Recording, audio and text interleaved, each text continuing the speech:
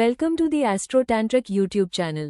Here, we explore the history, meaning, and cultural background of astrology and Tantric Vidya in a safe and educational way. নমো ভগবতে বাসুদেবায়। নমস্কার জগৎবাসী, নিও আমার প্রণাম, সবার চরণে শত কোটি প্রণাম। আসো আজকে সুন্দর কিছু আলোচনা করি।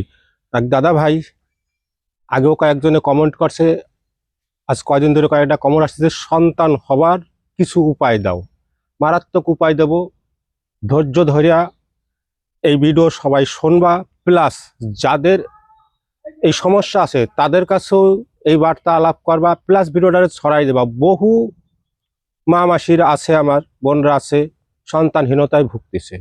সন্তানহীনতার হাতের থেকে মুক্তি পাবার জন্য সনাতনী শাস্ত্রীয় মতে মহা টোটকা, মহা চিকিৎসা। তাই সবার অনুরোধ রইল, হাত জোর করিয়া, আর সবাই আজ্ঞা আদেশ দেওয়া রইল, এ কাজ সবাই করবা। এ কাজ কোনো ওস্তাদি যদি করো, কাউরে যদি বলে দাও, তার থেকে কেউ কিন্তু একটা পয়সা নেবা না।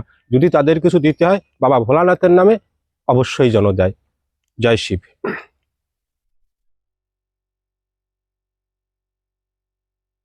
প্রথম টোটকা মঙ্গলবারে, ধ্যান রাখতে হবে। প্রথম টোটকা মঙ্গলবারে পাল বাড়ি, কুমোর বাড়ি, যে চাকে মাটির বাসনপত্র বানায়, বানানোর পর ওরা কিন্তু একটা সুতো দিয়ে ওই কাটে নামায়, একটা সুতো থাকে দেখবা, ওই সুতো চেয়ে আনতে হবে। চুরি করে আনলে হবে না, তুমি কিনে আনতে পারো, চেয়ে আনতে পারো, তার বিনিময়ে শুধু পয়সা নাই নিক। মঙ্গলবারে পাল বাড়ির চাককে যে বাসন বানাবার পরে যে নিচে মাটি থাকে, তারপর যে সুতো দিয়ে কাটে বের করে সরায়, ওই সুতোটা আনিয়া একটা কাঁসার পাত্রে পরিষ্কার জলে 15 মিনিট থেকে আধা ঘন্টা ভিজাই রাখবা। অল্প জলের মধ্যে, 1-150 গ্রাম জলের মধ্যে 15 মিনিট থেকে আধা ঘন্টা ভিজাই রাখবা। ভিজাই রাখার পরে স্বামী স্ত্রী স্নান করবা। স্নান করিয়া ভোলানাথের নাম স্মরণ করিয়া দুইজনই সমান পরিমাণে ভক্তি সহকারে প্রভু পরমেশ্বর আশুতোষের নাম স্মরণ করিয়া স্বামী স্ত্রী দুইজনে ওই জল সমানভাবে ভাগ করিয়া ভক্তি সহকারে সেবন করবা। বাবার কৃপায় অবশ্যই সুফল পাবা। জয় শিব।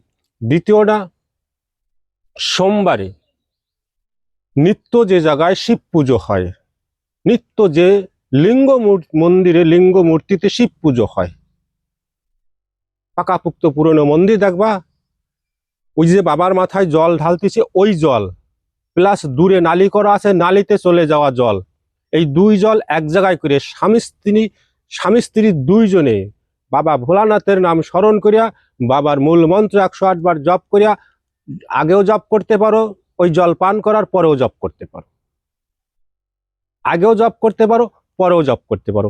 প্লাস সেই জায়গা যাইয়ে তোমরা পুজো দিয়ে যদি জল গ্রহণ করে আনতে পারো, বাবার নাম স্মরণ করে, বাবার মন্ত্র জপিয়া, আরো উত্তম ফল দেবে। ওই জল জোগাড় করে স্বামী স্ত্রী দুইজন, কিন্তু এই জল, আগের জল, এই জল যখনই সেবন করবা অর্থাৎ পান করবা, পরিষ্কার পবিত্র পরিচ্ছন্ন অবস্থায় স্নান দান করিয়া প্রভুর নাম স্মরণ করিয়া জল পান করবা। অবশ্যই আশুতোষ তোমাদের আশা পূর্ণ করবে।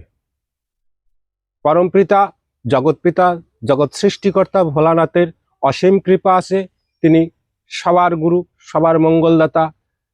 তাই প্রভুর নাম স্মরণ করিয়া এ কাজ করো, অবশ্যই এই সন্তানহীনতার হাতের থেকে প্রভুর কৃপায় মুক্তি লাভ পাবা, আর কোল ঘর সুসন্তানে সাজে ভরে উঠবে। তৃতীয় টোটকা,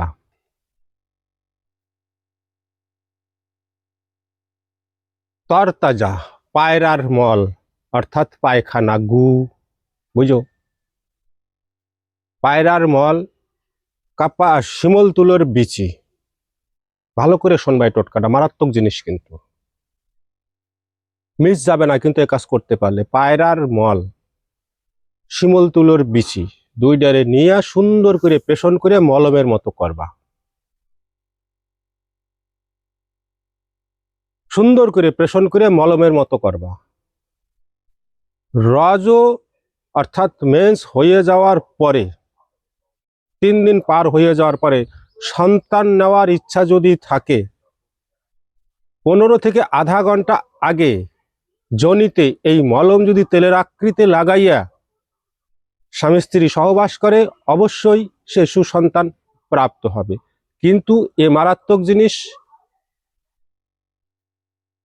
এ একবার না, আর রজ মায়েদের মাসে একবারই হয়, 3 মাস করতে হয় 3 দিন, অর্থাৎ 3 মাসে 3 দিন। আর এই জিনিস করতে গেলে অবশ্যই স্বামী স্ত্রী দুজনার নিরোগ শরীর হইতে হবে। শরীরে যদি কোনো রকম ব্যাধি থাকে, মনের ভুলেও এই টোটকাকেও প্রয়োগ করতে যাবা না, মনের ভুলেও এই টোটকাকেও প্রয়োগ করতে যাবা না। আর এ যদি রজ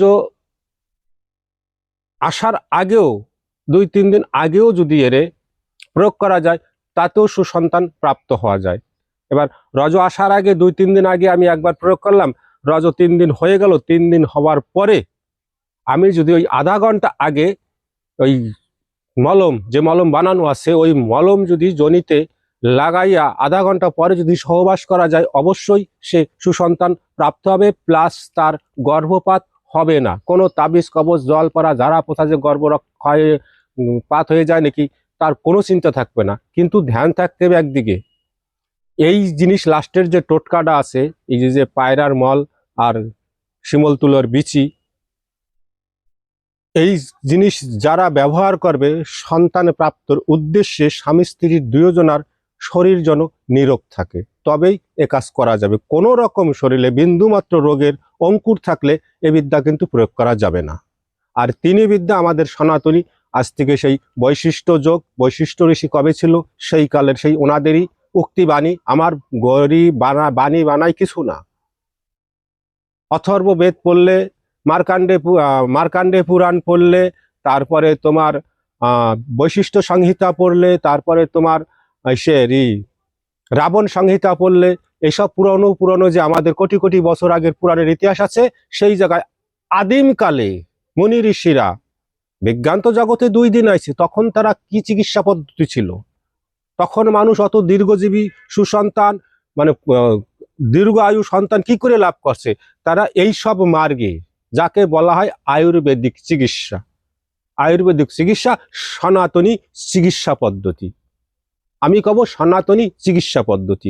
অর্থাৎ এই বিশ্ব সনাতনীরাই, অর্থাৎ আমরাই মার্গ দেখাইছি, এই বিশ্বরে আমরাই মার্গ দেখাইছি। আসো আবার সবাই মিলে আমরা সুমার্গে ঘুরে যাই, ভেজালে দুনিয়া ছাড়িয়ে দিয়ে। এই যে লাস্টের যে টোটকা বললাম, এদিকে ধ্যান রাখবা। এই টোটকা কিন্তু ভয়ঙ্কর, লাস্টেরটা, আগের 2টা নর্মাল আছে, অসুবিধা নাই, লাস্টেরটা বহুত ভয়ঙ্কর। খুব সাবধানে করতে হবে, যে নিয়মে যেভাবে বললাম যদি করা যায়, একদম নির্বিঘ্নে নিশ্চিন্তে, বিনা তাবিজ কবজে, বিনা দৌড়দৌড়িতে সুসন্তান প্রাপ্ত করা যাবে। জয় রাধে, নমস্কার, সবার চরণে আবার কোটি কোটি প্রণাম।